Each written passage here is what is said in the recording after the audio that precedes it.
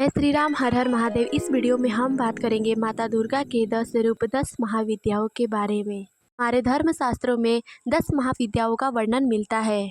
क्रिया जैसी विद्याओं में इन 10 महाविद्याओं का विशेष महत्व बताया गया है। इन 10 महाविद्याओं की उपासना तथा साधना से हमें विशेष फल की प्राप्ति होती है। इन महाविद्याओं को दशावतार माना गया है। 10 महाविद्याएं माता दुर्गा के ही अवतार मानी गई है, जो कि सिद्धि प्रदान करती है। भी साधक माता दुर्गा की इन 10 महाविद्याओं की साधना करता है, उनकी उपासना करता है, वह सभी भौतिक सुखों को प्राप्त होता है तथा सभी भवबंधन से मुक्त हो जाता है। विशेषकर यह विशेष मनोकामना की पूर्ति तथा तांत्रिक सिद्धि की प्राप्ति के लिए माता के 10 महाविद्याओं की पूजा की जाती है। ये अब हम जान लेते हैं माता दुर्गा के 10 अवतारों में से पहले अवतार माता काली के बारे में। 10 महाविद्याओं में माता काली को पहला स्थान प्राप्त है।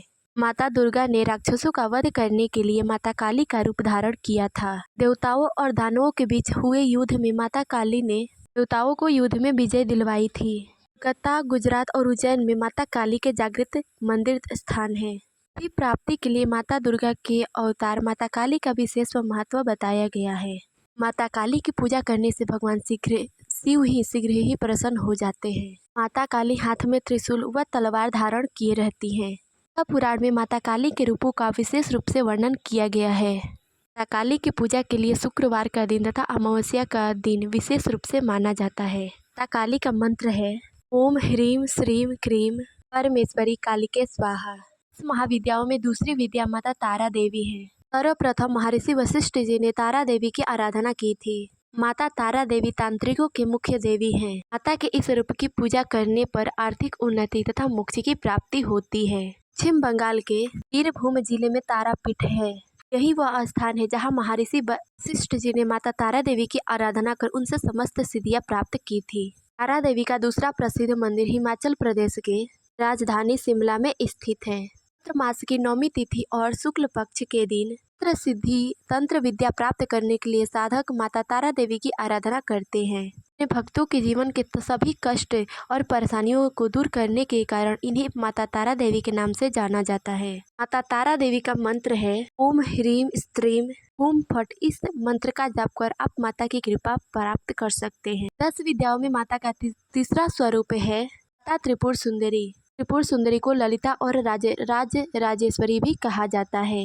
त्रिपुरा में माता त्रिपुर सुंदरी का शक्तिपीठ स्थान है। यहाँ पर माता की 4 भुजाएं और 3 नेत्र हैं। इनका मंत्र है ऐम ह्रीम श्रीम त्रिपुर सुंदरई नमः। इस मंत्र का जाप आप रुद्राक्ष की माला से नवरात्र के दिनों में कर सकते हैं, चाहे वह सामान्य नवरात्रि का समय हो या गुप्त नवरात्रि का समय। 10 महाविद्याओं में माता का चौथा स्वरूप है माता भुवनेश्वरी। पुत्र प्राप्ति के लिए माता भुवनेश्वरी की आराधना विशेष रूप से की जाती है।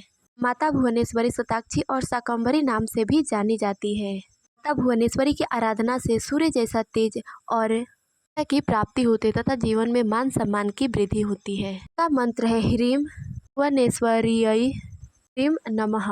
10 महाविद्याओं में माता का 5वां स्वरूप है माता छिन्न माता। इसका स्वरूप कटा हुआ सिर और बहती हुई रक्त की 3 धाराएं से सुशोभित है। इस महाविद्या की उपासना शांत मन से तथा प्रसन्न मन से करने पर माता स्वरूप का दर्शन देती है। वही उग्र रूप से उपासना करने पर माता छंद माता उग्र रूप से दर्शन देती है। माता छिन्नमस्ता, जिन्हें हम छिन्नमस्तिके के नाम से भी जानते हैं, इनका मंदिर झारखंड के राजधानी रांची में स्थित है।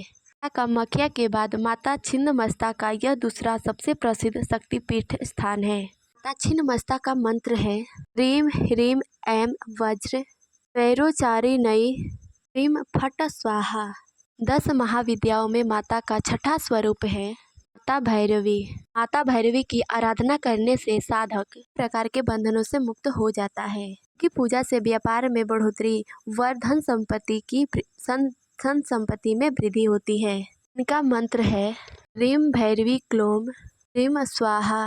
10 महाविद्याओं में माता का 7वां स्वरूप है माता बगलामुखी। माता बगलामुखी की साधना से साधक को के दुश्मन से मुक्ति मिल जाती है तथा सिद्धि की प्राप्ति होती है। जो भी साधक नवरात्रि में माता बगलामुखी की आराधना साधना करता है, वह सभी क्षेत्र में सफलता प्राप्त कर जाता है।